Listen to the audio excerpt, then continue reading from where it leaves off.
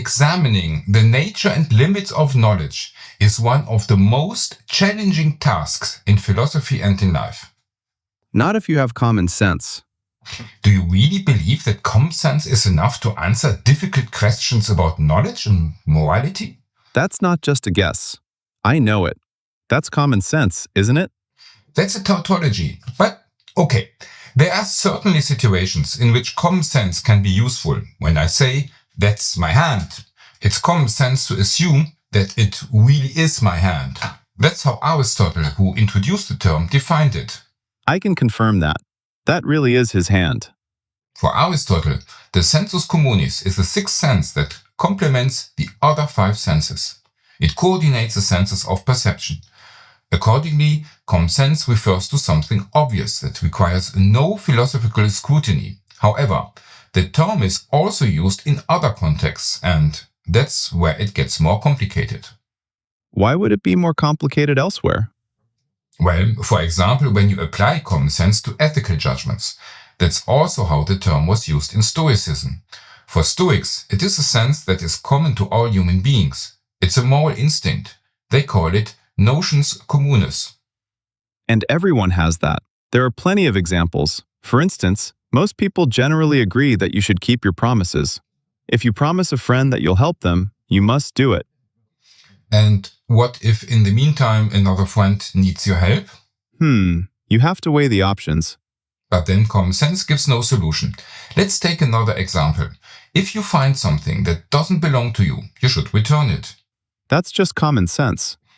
And what if you find a treasure and the owner of the treasure has surely been dead for a long time and cannot be found? What does your common sense tell you to do now? Then my common sense tells me that you should turn it in. Why should the community get it and not the person who found the treasure? You're right. I'll keep the treasure. And is that common sense too? All right then. Let's just stick with the idea that common sense can be used to establish facts. In that case, it would be an epistemic common sense. This concept was defended by the Italian philosopher Vico in the 18th century. He defines it as follows. A judgment without reflection, shared by an entire class, an entire people, and entire nation, or the entire human race. That sounds wonderful. And he goes even further. According to Vico, understanding common sense reveals an ideal, eternal history spanning all centuries. It is present in the fate of all people. I couldn't have said it better myself. But so far, nobody has yet discovered this shared eternal history of all peoples. The centuries after Vico were marked above all by wars which are increasingly being waged for ideological reasons. Okay, Vico might be a bit too idealistic. A few years later, the Scottish philosopher Thomas Reid picked up the idea of common sense. He mostly used it to counter David Hume's skepticism. He wanted to demonstrate that there is indeed certain knowledge that doesn't require in-depth scrutiny. In other words, common sense. Exactly. You don't always have to question everything right away. Reid placed common sense at the foundation of all philosophical reflections and all reason. We ascribe to reason two offices, or two degrees. The first is to judge of things self-evident. The second, to draw conclusions that are not self-evident from those that are. That's how I see it too. Kant saw things differently and sharply criticized Reid. To him, this had nothing to do with philosophy anymore. It is indeed a great gift of God to possess plain common sense.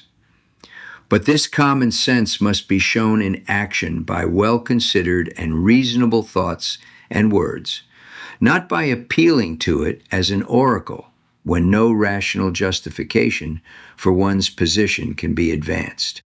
Kant admits you can use common sense in situations where the judgment is subjective anyway, like when it comes to aesthetics and the question whether something is beautiful. That's a quite limited application. Others would agree with you.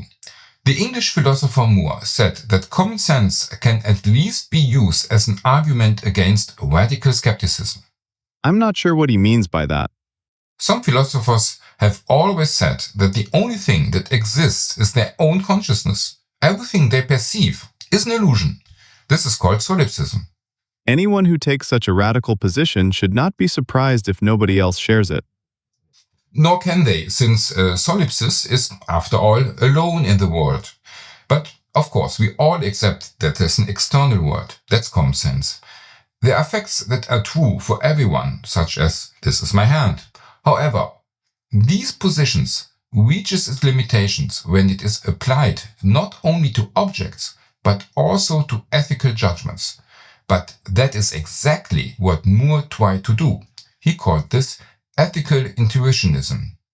If I am asked what is good, my answer is that good is good, and that is the end of the matter. Okay, but that's not an argument.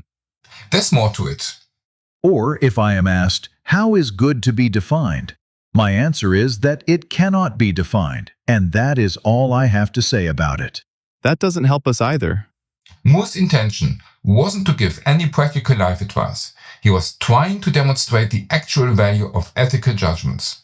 He avoided practical examples entirely. Instead, he used an allegory. My point is that good is a simple notion, just as yellow is a simple notion. That just as you cannot by any manner of means explain to anyone who does not already know it what yellow is, so you cannot explain what good is. Moore argues that ethical judgments cannot be defined, they can only be understood intuitively. And what happens when two people have different intuitions? His intuitionism can only work if we all share the same intuitions. But obviously, that's not the case. Otherwise, we would all have to defend the same moral principles and there would never be any arguments. Moore must have realized that too. Moore left a loophole for that. Every way in which it is possible to cognize a true proposition, it is also possible to grasp a false one. I see. An ethical judgment is either true or false. That's true, of course. Moore was only interested in metaethics, that is, investigating how ethical judgments are possible in the first place and what they mean. His theory is primarily directed against complicated metaphysical arguments that claim to define ethics. For Moore, these arguments are based on confusion over the use of language. But that doesn't really get us any further. Moore's main interest was in logic. After all, logic enables us to arrive at true statements. But logic is primarily useful for avoiding contradictions. It is possible to draw conclusions that are logically correct but completely nonsensical. Like what, for example? Let's consider the simplest form of logic, the syllogism.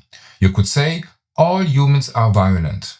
Gandhi is a human. Therefore, Gandhi is violent. I wouldn't put it that way.